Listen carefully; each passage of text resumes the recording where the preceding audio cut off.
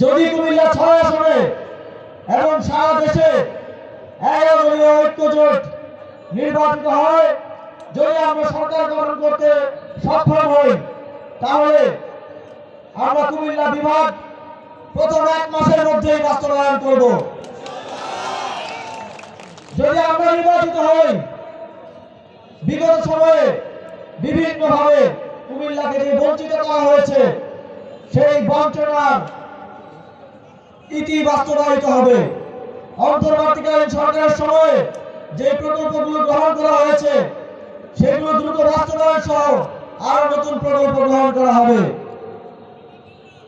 সংগ্রামী বন্ধুগণ, জুলাই গণঅভ্যুত্থানে আমরা দেখেছি স্কুল, কলেজ, বিশ্ববিদ্যালয়ের ছাত্ররা, তরুণরা কিভাবে ঝাঁপিয়ে পড়েছে।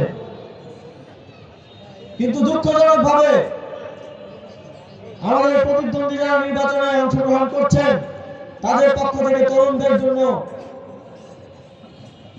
তরুণদেরকে পলিসিতে, তরুণদেরকে রাষ্ট্র গঠনে, বাংলাদেশ বিনির্মাণে অংশগ্রহণের ক্ষেত্রে তেমন ভাবে অংশগ্রহণ করার সুযোগের কথা আমরা শুনতে পাই না।